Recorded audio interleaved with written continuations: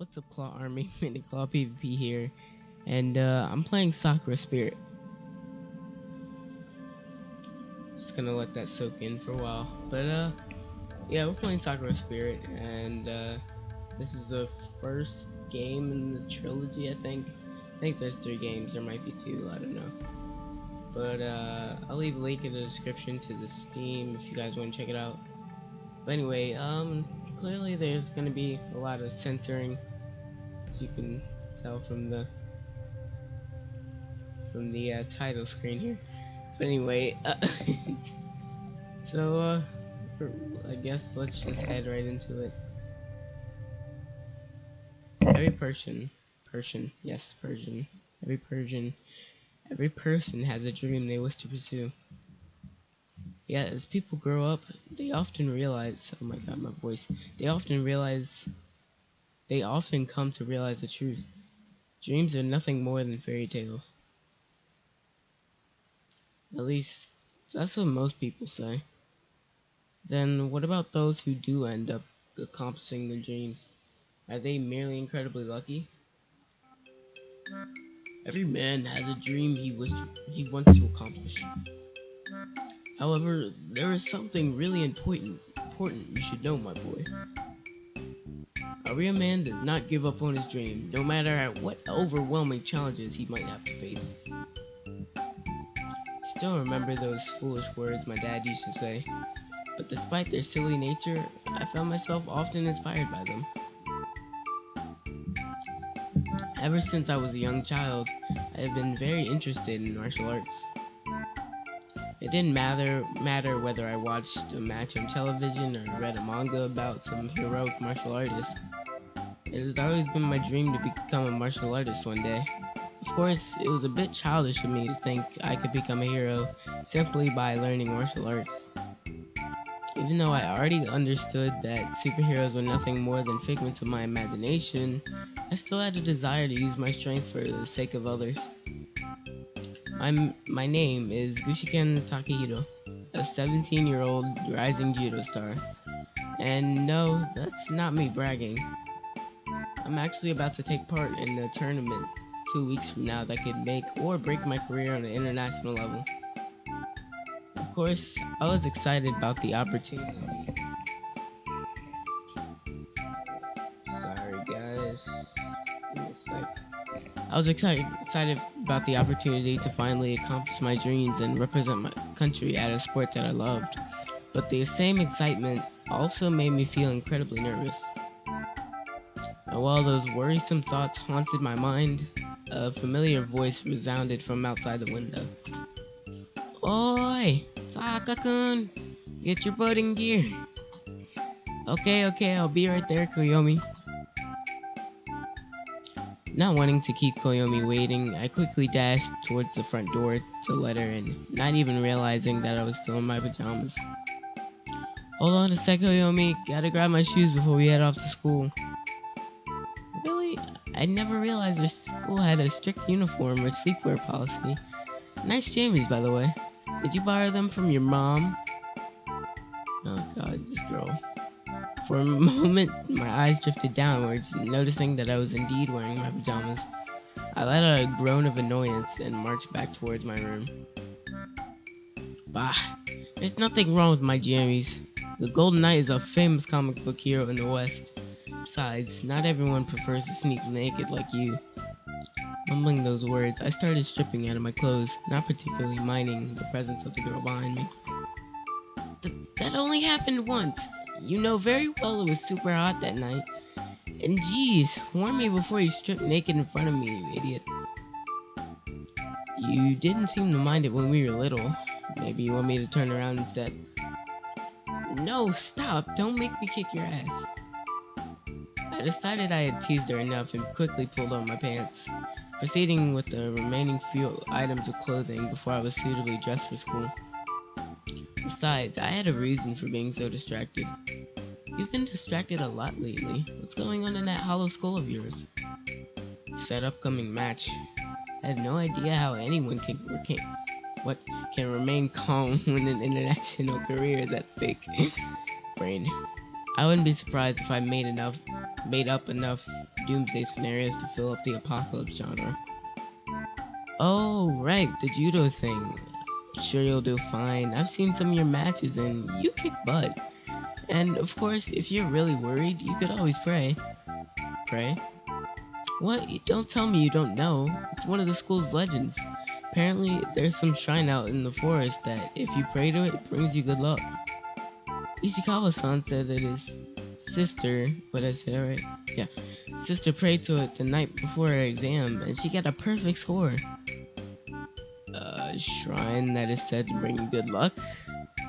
Sounds like bogus to me, but at this point, I'm really gonna try anything, I guess.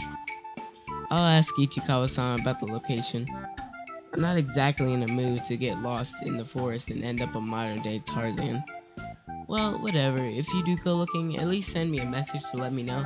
And will you hurry up? We're gonna be late again. A hero is never too early, nor are they too late. They arrive precisely when they are needed. But for the sake of avoiding detention, let's hurry.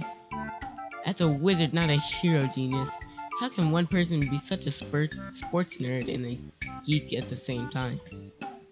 Let's not forget the Casanova and Man of the Year candidate bits. They're important details.